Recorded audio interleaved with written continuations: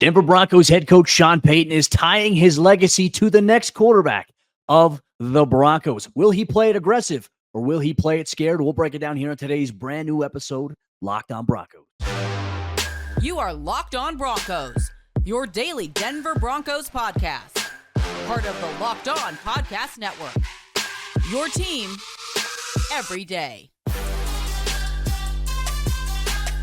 What's happening, Broncos Country? Welcome into a brand new episode of Locked On Broncos, your daily Denver Broncos podcast, part of the Locked On Podcast Network, your team every day. Thank you so much, Broncos Country, all you everydayers out there who make us your first listen of the day.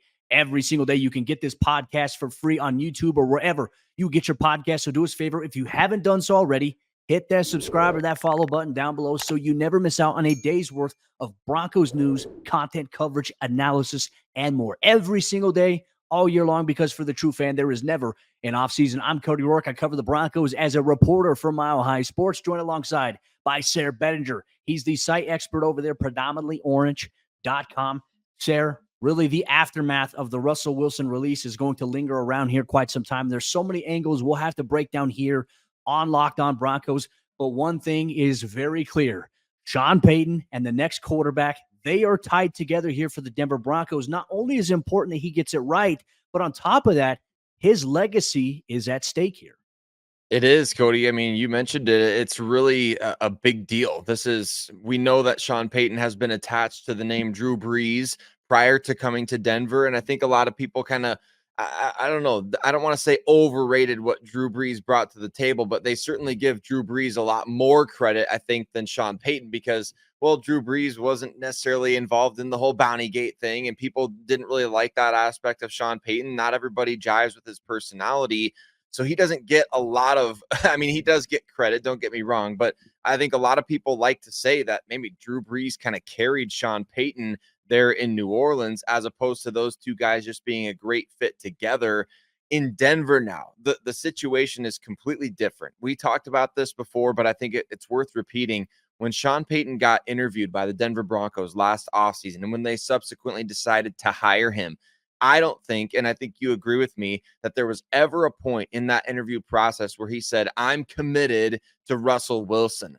He committed to the Denver Broncos. He didn't commit to Russell Wilson. I think he committed to, hey, we'll get Russell back on track this year and we'll see what happens. But if you're going to hire me, I want to be able to pick the quarterback that I want, whether it's Russ or somebody else. Now we're seeing that vision kind of come to fruition. So it's not like the Broncos are playing this by ear, Cody. You can't help but feel like this is something that's been in the works since before Payton even accepted an NFL job with the Broncos last offseason. And the concerning part here, NFL Network's Ian Rappaport had went on air and reported that the Broncos, if they don't take a quarterback in the NFL draft, that Jarrett Stidham is expected to be the starter in 2024. And Sayre, I'm going to plant my flag here, right? I'm going to plant it firm like Baker Mayfield did when he was at college at Oklahoma. And I'm going to say this. I think that would be the most pathetic move that the Broncos can do. Not anything indicative of Jarrett Stidham, but it's like you made, as the head coach, you're Sean Payton, you made the decision to move on from arguably, you could say a top 15 quarterback in the NFL last year from a touchdown to interception ratio and a veteran guy to somebody who hasn't really had a lot of NFL experience.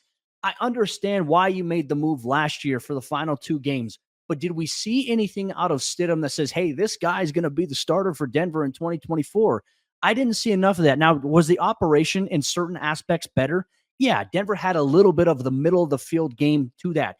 But that, in my opinion, and I think you and I have both talked about this, I didn't come away in those two games against the Chargers and against the Raiders and think to myself, all right, well, hey, I'm comfortable with Jarrett Stidham being the starting quarterback in 2024. He was brought in to be a backup for a reason. And if Denver were to roll, and if Sean Payton were to roll with Jarrett Stidham next year as his starting quarterback, you know what that tells me? That tells me that he's scared. And in my belief here, the Broncos have an opportunity to go out there and make a big splash, do something they've never done before, and that's draft and develop a quarterback and see if he can be the guy. I'm a big believer. Scared money don't make money. They absolutely can't go that direction, Cody. 100% agree with you on that one because, look, you just made a historic move. This is not a, hey, we're moving on from a guy who's going to be a free agent. We're moving on from a guy for salary cap reasons. You're making a historic move to release Russell Wilson with $85 million in dead cap money going against this team over the next 2 years, split between those 2 seasons. It's a historic move for a variety of reasons. Russell signed the biggest contract in Denver Broncos history a couple of months after he was signed or traded to the team, right? So he signs a 5-year, $243 million deal. He's never going to play a single snap on that contract. And isn't that crazy? I mean, we know that how guaranteed money works. Like, yes, he received guaranteed money in 2022, 2023 from signing bonus and practical guarantees, things like that. So he's received money from that contract. But as far as that contract kicking in, that begins in 2024. Sean Payton saying Russell's never going to play a snap on this contract. And if that's the case, you're saying we're moving on from the biggest contract in Denver Broncos history, which, to be fair, Payton had nothing to do with that. He had nothing to do with acquiring Russell Wilson, but he was given the autonomy now to say, I reserve the right to move on from this deal if I want to. Are you guys okay with that? Meaning ownership, because this is a ownership driven decision. At the end of the day, the owners could say, look, we're not paying Russell Wilson $39 million to play for another team. Sean Payton has got the okay from them to do that. And if your move is to go to Jarrett Stidham, with all due respect to Stidham and how much work he's put in to get to the NFL, to be at the point that he has, the game that he had 2 seasons ago with the Raiders against the Niners, that's great. That's awesome. And I think that's awesome for him. But for the Denver Broncos, if you're telling me you're going to move on from the biggest contract in NFL history for a career backup, a former 4th-round pick of the Patriots that they didn't want, Cody, I mean, what does that say about this organization, about maybe even Sean Payton and this idea of his hubris, things like that? I mean, it certainly wouldn't play into his favor from a perception standpoint. I mean, it just goes into, like I said, I feel like the perception would be that he's scared, right? Because he's trying to play it too safe, which in the NFL, I can understand maybe where he would go from that, right? If you're going to roll with Jarrett Stidham, you're going to play it safe, so to speak. Well, then that tells me that the offense isn't going to be a high passing attack volume offense next season. It's going to be run, run, run, run, run, which then I think there's a whole nother realm of possibilities with free agency that you could attack there to help a guy there. I don't think that is the move that inspires confidence for a fan base that wants to figure this damn position out, that has been kind of like the boogeyman for so long since Peyton Manning retired. It's almost like the curse. Like the Broncos won Super Bowl 50, but what was the cost? It goes back to that Thanos meme. You know, what did you give up? And then it's like everything, right? And that's exactly what's happened with the Broncos. But fans are tired of being in QB purgatory, and rightfully so. They need to go find the next guy. I don't think Stidham is the franchise guy, but Stidham could be a good backup here in Denver, and he can maybe help a young guy who comes in the NFL draft. But there are so many different things that I've come to learn here, and I think you're spot on with the ownership signing off here. But it also seems that the Broncos, they're not worried about the financial ramifications of the Russell Wilson release. How might that impact strategy here in finding the next quarterback? Sayre and I, we are going to break that down here on today's brand new episode, Locked On Broncos. Today's Locked On Broncos is brought to you by our friends over there at FanDuel Sportsbook. As you all know it, America's #1 sportsbook. And get buckets today on the FanDuel Sportsbook app with the NBA season being in full swing on the second half stretch as the push for the postseason begins, as teams fight for the 1 seed in the Western and the Eastern Conference Finals. Teams that are fighting for a spot in the play-in just to keep their season and postseason ambitions alive. You can get on the action because right now, new customers can get $150 in bonus bets with any winning $5 bet. That's $150 if your bet wins. You can bet on all your favorite NBA players and teams with things like quick bets, live same-game parlays, exclusive props, and more. Just visit FanDuel.com/lockedon. Once again, just visit FanDuel.com/lockedon and shoot your shot. FanDuel, the official sportsbook partner of the NBA.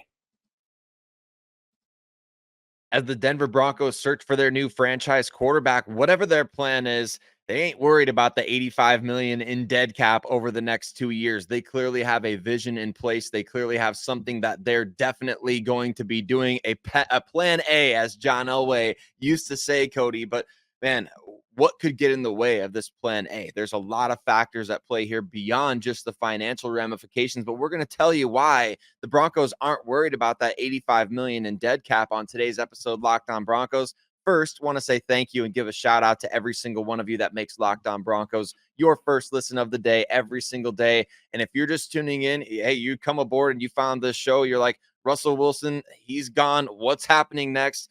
Welcome to the show. We appreciate every single one of you for listening on the Locked On Podcast Network, free and available everywhere that you get your podcasts, as well as on YouTube, where you can watch the show and sound off in the discussion and let us know your thoughts. Cody, clearly the Broncos are not worried about this dead cap hit from Russell Wilson. This is something that they must feel as they go about, okay, what is our plan at the quarterback position? They must feel like they can execute that plan to perfection despite having these salary cap gymnastics to kind of work through as a hurdle. We kind of got that vibe here from the Broncos, I think, from George Payton and Sean when they met with the media at the NFL Scouting Combine. I mean, and even at the end of the season, too, like when they did the end of the year press conferences with Sean, with George, and with Greg Penner, they even said, like, you know, we have plans in place for every possible scenario, right? And this was at the time where, hey, Russ could have been back. Russ was going to be released, whatever may happen. They had a plan financially, and obviously Rich Hurtado had helped put that together to where they had confidence in what they're able to do. And when Russ was officially released yesterday, I want to make the emphasis here in terms of what George and Sean said in a joint statement. He said that we'll have plenty of flexibility financially to better this team, to improve this team in free agency and also the NFL draft. And you know what? You have support behind you, behind the richest, richest ownership group in all of American sports in the Walton Penner family ownership group. We know they said they're not going to float and do certain things from time to time, like ultra aggressive, but this might be the situation where, all right, $85 million, you were taking on the largest dead cap in NFL history, right? I think the previous high was Matt Ryan, $40+ million. This is nearly double that, and it's spread out over 2 seasons here. To me, Sayre, I think that's where things get big because, okay, hey, you're willing to bite the bullet on that type of financial ramification and that impact there. That tells me that ownership is firmly in place behind Sean and George to say, you know what, all options are on the table here. And I think this is going to be one of those off seasons. We're going to find out just how powerful the Walton Penner family ownership group really is. Let's go back to a very important detail on that note, Cody, which is the fact that this has been in the works for over a year at this point. I mean, Sean Payton was hired, last January, February? This plan has been in place for a very long time. So I think a lot of Broncos fans that are worried that this is a reactive move to what Russell did this past season, or they're worried that the Broncos are kind of still having to get their ducks in a row with just days before NFL free agency. I think you can take a little bit of peace and solace knowing that, hey, this is something that has been in the works for a very long time. This is a scenario that has been played out behind closed doors. We know that the Broncos did try to go to Russ and push back that injury guarantee of $37 million for 2025. He said no. There was a whole drama aspect of that. But look, the situation of moving on from Russ in 2024 is not new to Sean Payton, to George Payton, to Rich Hurtado, who's in charge of the cap. It's not new to the scouting department. It's not new to anyone in the front office. This is something that they've had in the works for a very long time, which does lead me to believe that all options are on the table. I mean, we've talked about things like Kirk Cousins, who may get, $30-40 million a year still on a deal. He's been connected to the Denver Broncos in rumors. And if Kirk Cousins is on the table, then every option is on the table, Cody. So I think that that's something that if you're a Broncos fan out there and you're worried that this is a reactive situation or that the Broncos are going to be in reactive mode throughout the course of this, just keep in mind, this is an ownership group signing off on. They pay Russell Wilson $39 million in 2024, regardless of what happens. This is a situation that has been in the works since probably January, February of last year. And I think we can take some comfort, Cody, knowing that the Broncos have had this plan for a very long time. My biggest wonder that I have when we look at this situation and we talk about the ripple effects, right? Because I always believe in the butterfly effect. One decision you make can either have a positive and negative outcome in one other area of your team. I think one potential negative thing we have seen from the release of Russell Wilson, you see like some of the stuff coming out like Cortland Sutton. There's a lot of questions right now about People looking into his social media posts because now he's added something to his bio, which, to be honest with you, I don't know how people have time to go through and like monitor this stuff. But, there's a lot of subliminal stuff like what's next? Tim Patrick putting out there, see you soon, brother. Like, what does this mean behind the scenes? Is there how does this move here impact the perception of some players inside that locker room, inside the culture that is already there? Like, to me, Denver has to have a good enough plan, right? And I think this is where Broncos country here, I think the wide, consensus of response, I think it's been about 50-50 support of the decision, questioning the decision by Broncos fans for what Sean Payton has done with the Russell Wilson situation. I think this is a part here where Broncos fans, unfortunately, you have to ask them this. You have to engage in a trust fall exercise here with Sean Payton, with George Payton, and more importantly, the Walton Penner family ownership group, who is really behind, they're the driving force behind all of this to give Sean everything that he needs to be successful, for George to be able to help give Sean everything that he needs to be successful. This is the brain trust that we're talking about. And now they're facing their biggest moment here. And we look at the financial ramifications. There's still going to be some roster moves happening this week and next week here for Denver to become cap compliant. I mean, it's hard, but you have to ask Broncos fans to just lay their arms out, outstretched, close your eyes, fall backwards, and hope that they catch you in the right place, which, look, that's a lot to ask for considering all the stuff that this fan base has gone through with the organization. It is. And quite frankly, with George Payton specifically, Cody, what has he done to earn the trust of the fan base? I mean, he took a big swing at Russell Wilson in that trade, which I think you and I both agree, that was the right process at the time. We had all these talks about Aaron Rodgers. You and I get on after Rodgers re-signs with the Packers, and we did a podcast episode. We recorded an entire episode talking about Kenny Pickett and Matt Corral and Sam Howell and these other guys that were in that draft class. And we're sitting here okay, so I guess we're going to the draft. And then while we're recording, right after we get done recording, the Russell Wilson trade news comes in, and you and I are along with the rest of Broncos country, man, George Payton made this deal. He made this happen. He took the big swing. He brought the star power. He raised the floor of everybody in the organization by bringing in finally another top 10 QB.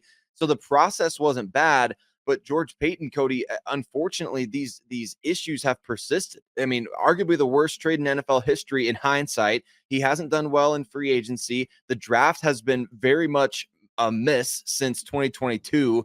It's been tough for him. And so Broncos country, I get it why you don't trust George Payton in this, but there's all sorts of layers to this whole situation, right? And with Sean Payton, it's he's never had a first or second round QB that he's drafted, that he's attached his name to. What he's about to do in Denver will be a first in his history as a head coach. So at least what we assume he's about to do based on the situation, right? But look, it's one of those things that's yeah, you're asking Broncos country to take this trust fall, and they are very worried that whatever happens in this fall, that somebody's not going to be back there to catch them.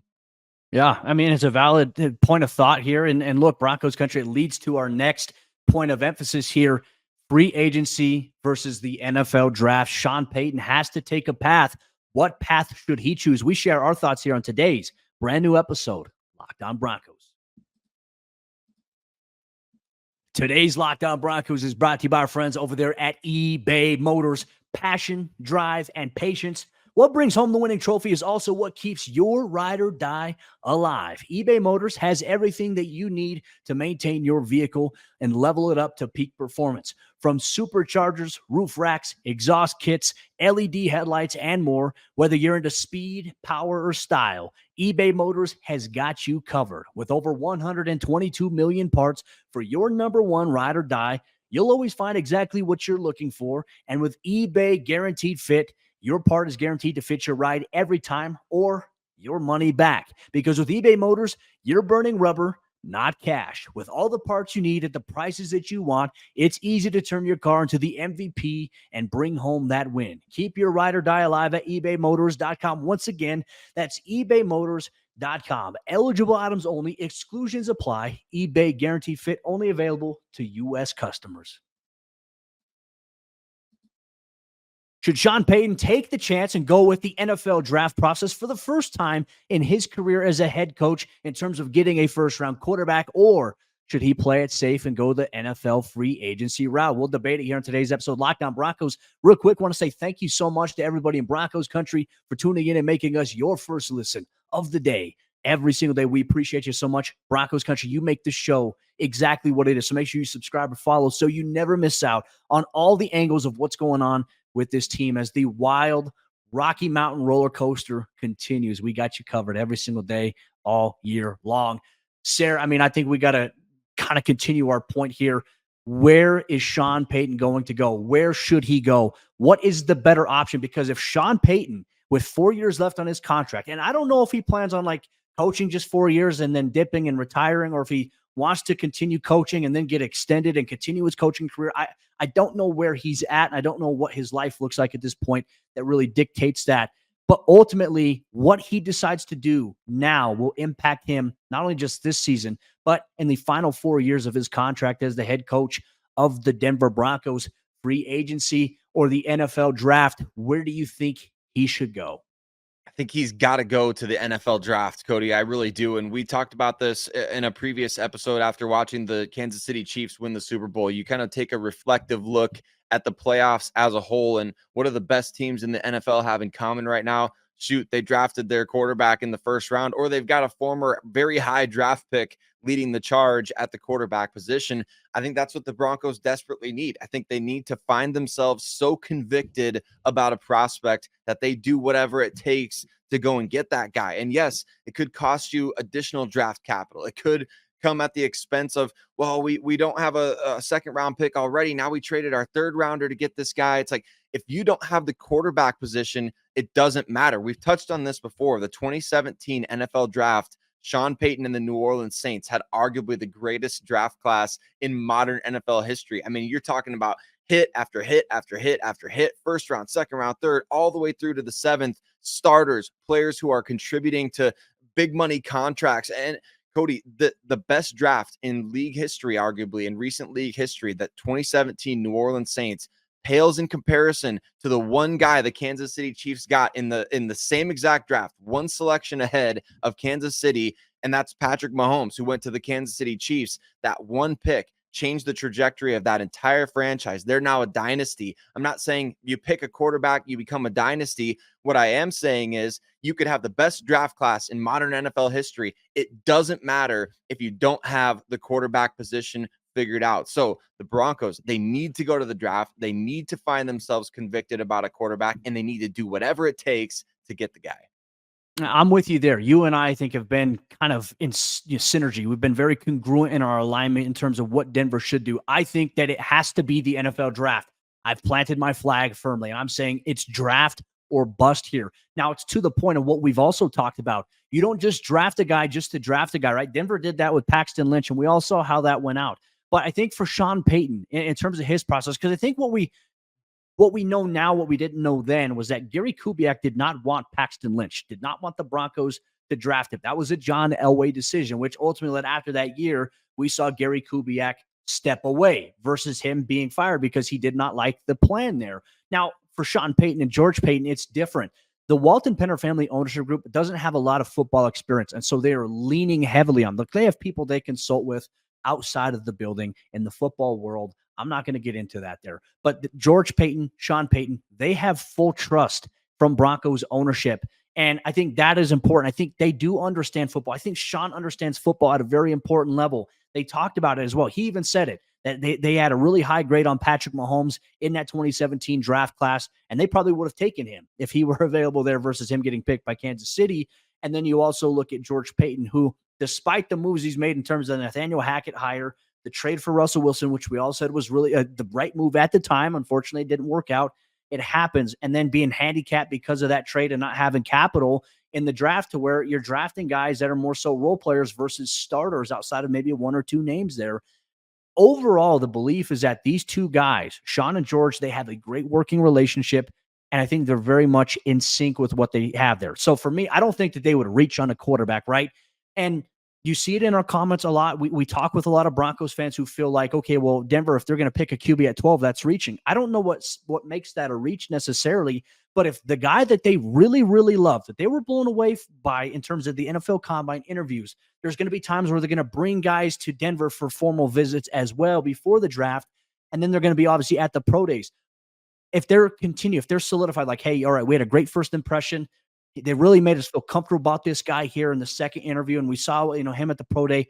This is the guy that we want. If he's there at 12, you take him. If you have a chance to move up and get him, you take him and you do that, because the future, the outlook, and I think there's a lot of stake in the eyes of the fan base too. Your stakeholders, it's getting the quarterback position right. And if they have conviction, they have to take it. Now, we do have to look at the other side, right? You and I both believe draft. Broncos Country, as you're listening to Lockdown Broncos here, let us know if you think it's draft or free agency they should go to.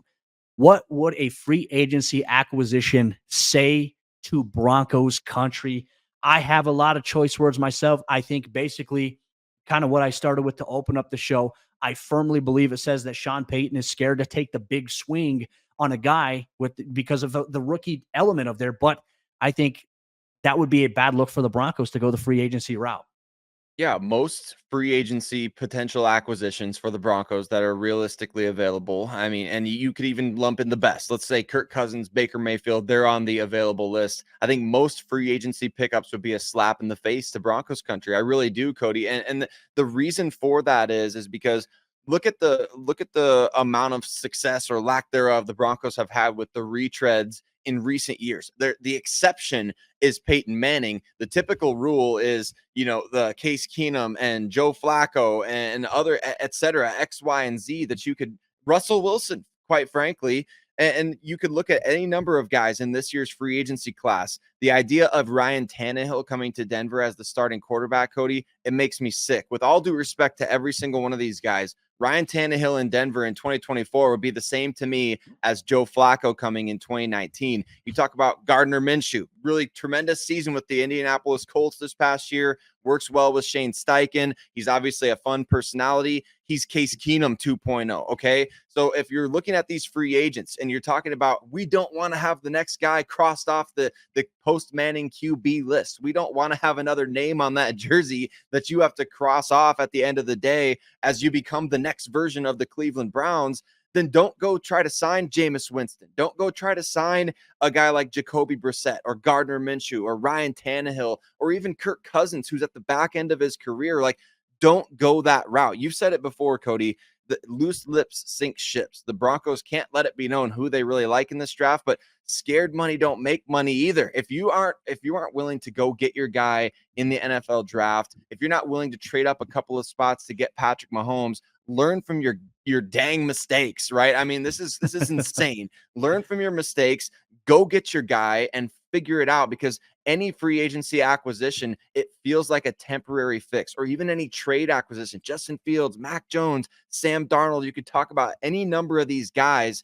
You're telling me you're moving on from the biggest contract in NFL history and fill in the blank is going to take his place. That guy better be good, or he better be somebody that you really believe in.